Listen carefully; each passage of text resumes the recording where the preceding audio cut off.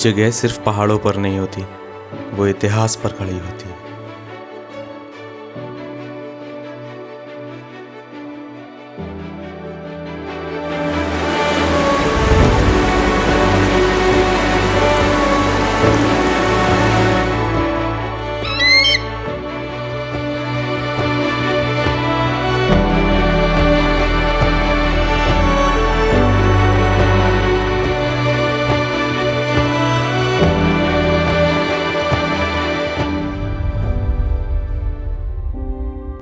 मनाली से सिर्फ 2 घंटे की दूरी पर आ जाती है ये ब्यूटीफुल वैली, लाहौल।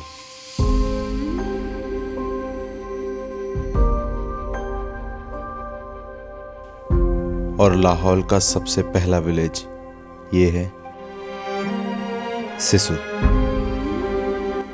सिसु का जिक्र मिलता है उन दिनों का जब लाहौल स्पीति एक प्राचीन ट्रेड रूट का हिस्सा हुआ करता था। तिब्बत और हिमाचल के बीच नमक, वूल और अनाज का सफ़र इसी वैली से गुजरता था। सिसु उन गांवों में से है जो सदियों तक सिर्फ गर्मियों में दुनिया से जुड़ता था, क्योंकि सर्दी में बर्फ़ हर रास्ता बंद कर देती थी। लेकिन अटल टनल के बाद ये दुनिया लोगों के लिए खुल गई। फिर भी लोग महज सिर्फ इसको एक रास्ता मानते हैं, और लद्दाख और स्पीति के आगे लाहौल कहीं छुप सा जाता है। आज हम लाहौल के लोगों को, वहाँ के तौर तरीकों को और वहाँ की खूबसूरती को अंदर से जानने की कोशिश करेंगे। आखिर कैसी होती है पहाड़ों की जिंदगी, वो भी देखेंगे।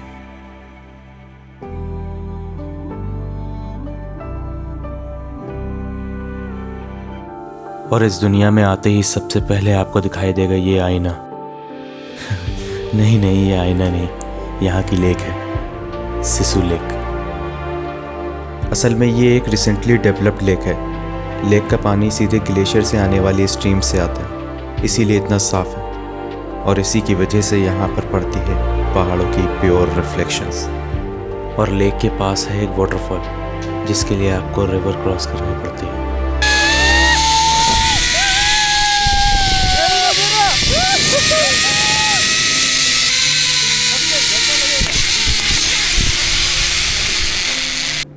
अभी हमें वाटरफॉल के लिए ना वो दिख रहा है, वो वहाँ तक ट्रैक करके जाना है। तकरीबन 1 घंटा लगेगा। दूर से देखने पे ये जितना पास लगता है, असल में ये इतना पास है नहीं। और ब्लैक आइस होने की वजह से हम वाटरफॉल तक भी नहीं जा पाए, लेकिन हमारा ड्रोन वो ज़रूर जाएगा।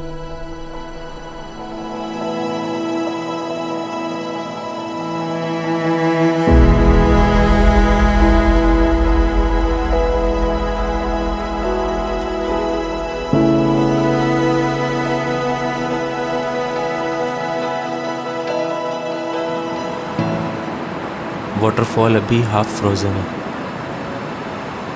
और जब आप देखते हैं इस वाटरफॉल को रिवर्स में, तो ये और भी खूबसूरत लगता है।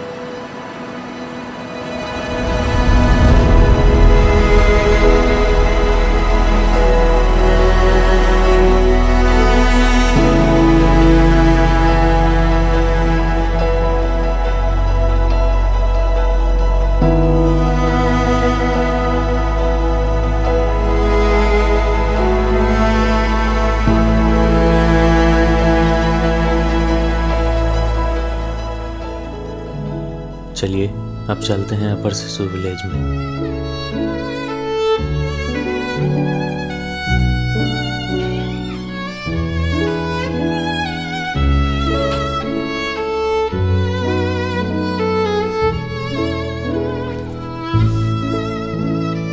ये विलेज आपको सिर्फ रुकने का मौका नहीं देता, बल्कि ठहर कर सोचने का भी मौका देता है।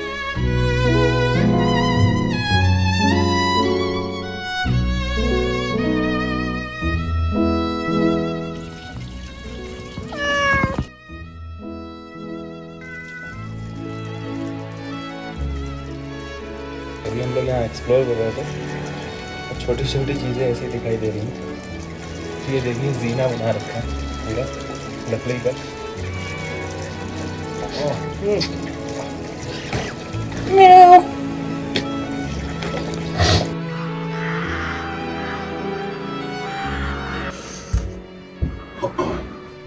ये रूम सबसे बढ़िया है है ना?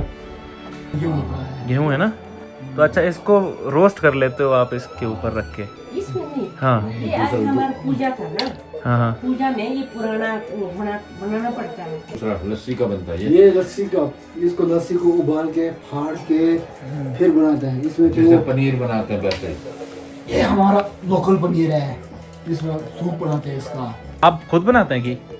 गाय है ना, ओके। दूध से हर एक चीज बनता है ना। जैसे आपने जो गाय पाल रखी है उसी से आप पनीर भी बनाते हैं, घी भी बनाते हैं, पनीर घी दही सब आप खुद ही बनाते हैं? खाना अच्छी है, रोटी टेस्ट करेंगे इसका। एक छोटा सा टुकड़ा टेस्ट करो आप। कोई नहीं खाते हैं घी और सत्तू, देसी घी, चीनी, दूध। यहाँ के विलेजेस में आपको एक कॉमन चीज़ दिखेगी, पत्थर से बने घरों में भी वुडन की आउटलेयरिंग, जो घर को ठंड से बचाता है। और फिर भी अगर ठंड लगे तो ये लोग यूज़ करते हैं ये तंदूर, और उसी तंदूर की गर्माहट से ये लोग यहाँ पनीर भी सुखा लेते हैं, खाना भी उसी पर बन जाता है। और तो और ये तंदूर रूम के लिए हीटर का काम भी करता है। इसमें जलाने वाली लकड़ियाँ और गोबर को पहले से स्टॉक करके रखना पड़ता है, क्योंकि एक्सट्रीम विंटर्स में किसी भी चीज़ का कोई भरोसा नहीं। और तंदूर पर बन रहा है अभी उसी पनीर का सूप, जो यहाँ के लोग डेली सुबह पीते हैं। और एक्सट्रीम विंटर्स में बचने के लिए यहाँ पर सत्तू की ड्रिंक भी पी जाती है, जो काफ़ी हेल्दी होती है और बॉडी को गर्म रखती है। आप लोग सुबह सुबह वो जाम नाम जपते हैं, वैसे ही कुछ करते हैं ना? जब भी जो आप कर रहे थे नाम जपने जैसा। एक तो सिंपल ये बोलते हैं, ओ माने पद में, ओ माने पद में हूँ। ओ माने पद में हूँ, इसका मतलब ओ माने पद में हूँ। मन को शांति मन को शांति तो में। शास्त्री भगवान का नाम लेना। सुबह होते ही सबसे पहला काम जो होता है वो होता है मिल्किंग।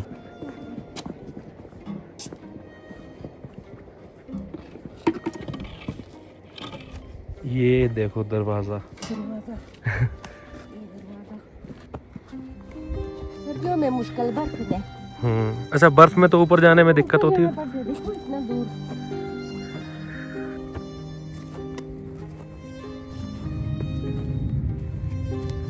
ये लकड़ी आपने इकट्ठी करी है सारी? सर्दियों में लकड़ी जलाने का ये पूरा स्टॉक? रखना पड़ता है ना।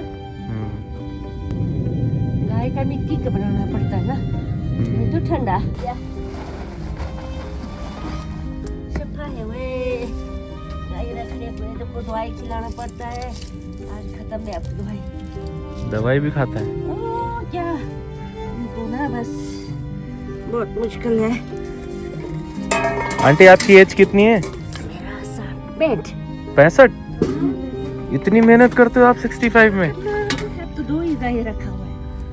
एनिमल शेल्टर में यहाँ पर काऊ डंग भी तैयार हो जाता है, जो तंदूर में जलाने के काम आता है।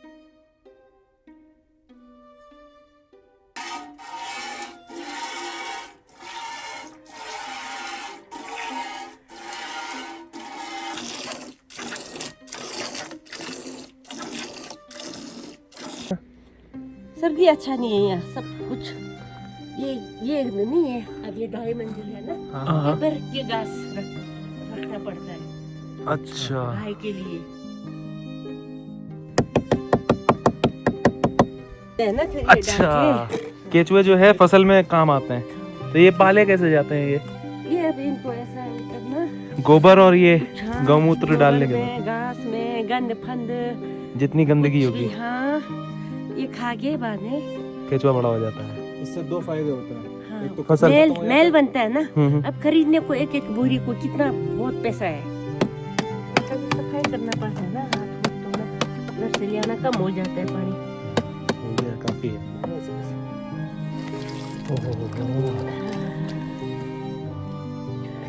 -15 डिग्री टेम्परेचर, बर्फ का पानी से हाथ धोते हैं आंटी जी। क्या कितना है आंटी आपको ठंडा नहीं लग रहा है? अभी तो धूप आया, अब तो गाय भी पीता है कभी ना, बेचारा गायों को पानी नहीं पी, थोड़ा ज्यादा जैसे तोड़ के रखेंगे, लगे हैं हर जगह। कहाँ तक तोड़ना है मेरे को बता दो। जैसे तो कभी पीते हैं कभी नहीं पीते, बस बस हो गया। यहाँ तो वेस्ट भी बहुत काम का है। ये फार्मिंग में यूज़ हो जाता है और काऊ डंग जलाने के लिए यूज़ हो जाता है। मतलब कोई भी चीज़ फालतू नहीं है।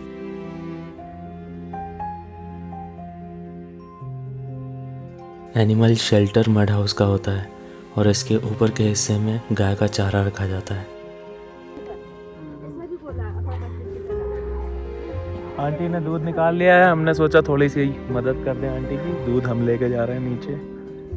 आंटी हमें केचुए भी दिखाने जा रही थी, लेकिन हमने कहा रहने दो, अब केचुए वेचुए नहीं देखेंगे।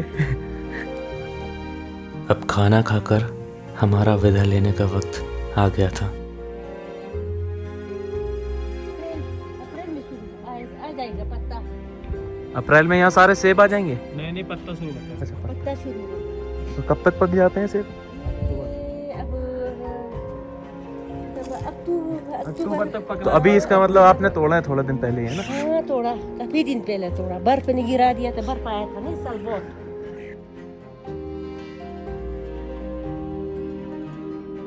ठीक है अंकल, ओके, टाटा टाटा। वो क्या बोलते हैं आप, झूले झूले। ओके, अब आएंगे, फिर से आएंगे आपके पास। Okay okay. एक तरफ हम लोगों के पास सब कुछ होते हुए भी हमने अपनी ज़िंदगी शिकायतों से भर दी है, तो वहीं दूसरी तरफ यहाँ के लोग शिकायतें करना ही नहीं जानते। जानते हैं तो सिर्फ ये कि मेहनत क्या होती है, जानते हैं तो सिर्फ ये कि इंसानियत क्या होती है, खाने की कदर क्या होती है। अनजान होकर भी मैं यहाँ एक परिवार बन पाया। कुछ ही पल के लिए सही, मैं लाहौल बन पाया।